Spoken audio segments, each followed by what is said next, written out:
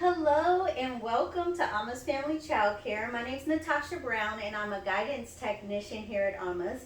Today we have a special guest. Her name is Kayren Gray and she's the author of The Road to Equity. So equity is another word for being fair. So everybody, let's welcome Miss Kayren. Good. So thank you so much for coming, and we have a couple of questions, a few questions on behalf of our little geniuses. So our first question is, what inspired you to write The Road to Equity? Yeah, I wanted to really share my story. I come from a place where there wasn't a lot of diversity, and so I wanted people to celebrate their differences, recognize them, and make sure everybody feels included. And then I wanted to make sure that we knew the difference between equity and equality. And equity means we give each person what they need individually to be successful. And so I really wanted to set everyone up for success. That's perfect. That goes along with what we believe here too as well. So how did you get your book published? Yeah, I come from an education background, so I was a teacher, and then I moved into administration. So I wasn't sure where to start when I wanted to write a book, but I knew I wanted to share my story. So I reached out to a friend who had published his book, and he connected me with someone who showed me all the steps I needed to self-publish. And so I really had the ball in my court and able to do everything myself. And so the book is available on Amazon, Barnes & Noble, and those are things that I just kind of learned the process. Well, that is amazing. We're definitely interested in that, especially self-published. That's the road we're trying to head down as well. So such great information. One more question from our little geniuses. It's from us too, but this is on behalf of them as well. So have you always wanted to be an author? No, I didn't know, but I knew somehow I wanted to share my story. Mm-hmm. That even as I became a teacher, I saw that my story was still replaying in high schools after all these years, feeling kind of alone, not feeling included, and I wanted to create a space where in every classroom and every campus and in communities, everybody felt good about who they were, that their differences were celebrated, and that's what makes us stronger. Oh, I love it. All right, thank you so much for answering our questions. Now Mrs. Kayren is going to read a book to our little geniuses. So we're excited about that. Yes. I love a good book as well. Absolutely. And so does Alma. Yeah, so this book is by C.M. Harris, What If We Were All the Same?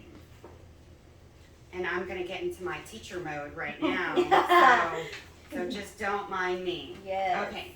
What if everything were exactly the same? Our houses, our cars, and even the stars. What if our food were all the same? No meats, no sweets, just beets. Animals aren't all the same, giving them each quite a unique name. Some are big, some are small, some have feathers or no fur at all. Some have 2 legs, 4 legs, or none, but their differences help make the world more fun. People come in different shapes and sizes. That's what makes us all full of many surprises. We can have short hair, long hair, or no hair at all. Some could be really short, while others are really tall. We can be friends with all types of people and see all the amazing things each of us brings.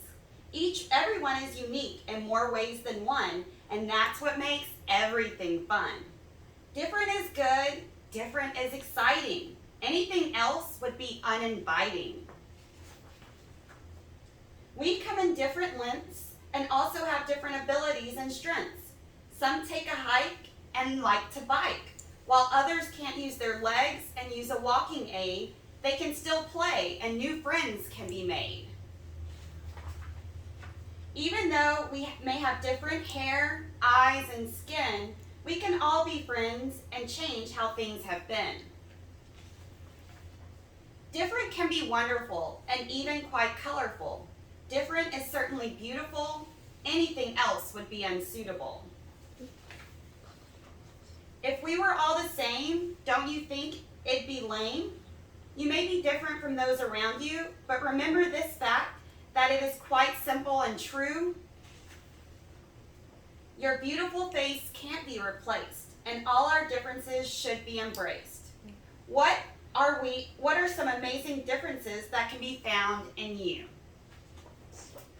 Oh, awesome. Thank you so much for reading that book about diversity and inclusion and on the little geniuses level so they can see what that looks like, in their everyday life.